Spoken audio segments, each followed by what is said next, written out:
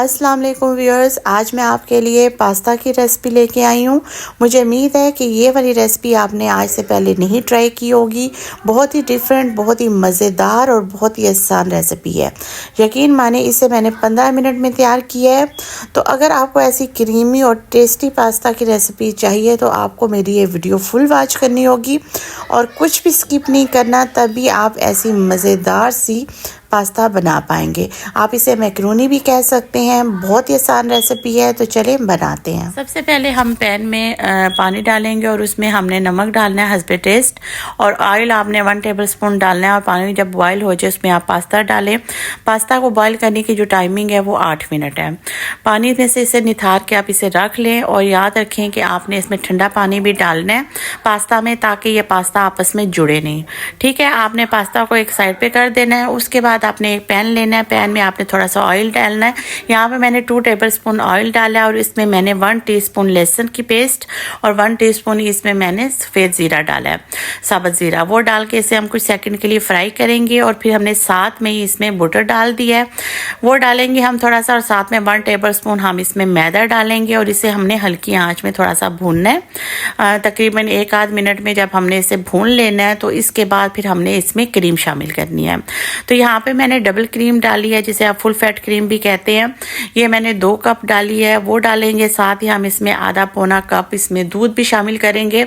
और ख्याल रखें कि आपने इस टाइम पे चूल्हे की आंच बिल्कुल हल्की कर देनी है और यहाँ पे आपने चमचा ज़रूर हिलाना है, ताकि जो इसमें हमने मैदा डाला हुआ है उसमें कोई गुठली ना बने और ना ही वो नीचे लगे। इसके बाद इसमें मसाले जाएंगे, जैसा कि इसमें मैंने करी सॉस डाली है, वो 1 टेबलस्पून है। और इसमें मैंने मिर्चें डाली हैं, ब्लैक पेपर डाला है, नमक डाला है। साथ इसमें मैंने ओरिगानो है, पेताजिली है, ये तमाम चीज़ें डाली हैं। थोड़ी सी हम इसमें 1 टेबलस्पून टमाटो सॉस डालेंगे, या पेस्ट जो होती है वो कह लें आप, इसे वो डालेंगे।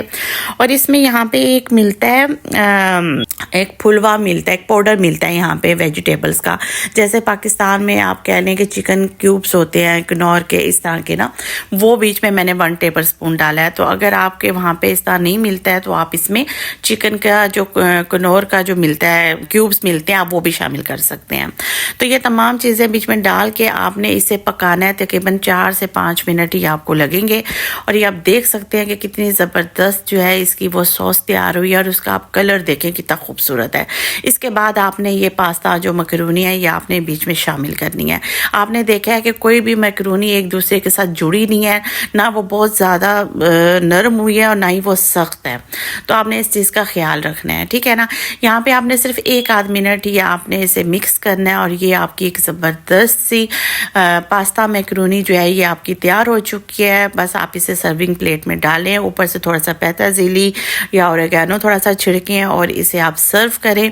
यकीन माने ये इतना टेस्टी और इतना यमी पास्ता बना है, इतना डिफरेंट ये इसका टेस्ट है कि आप अगर एक बार बना के अपनी फैमिली में उन्हें खिलाएंगे तो आपकी वाह वाह होगी।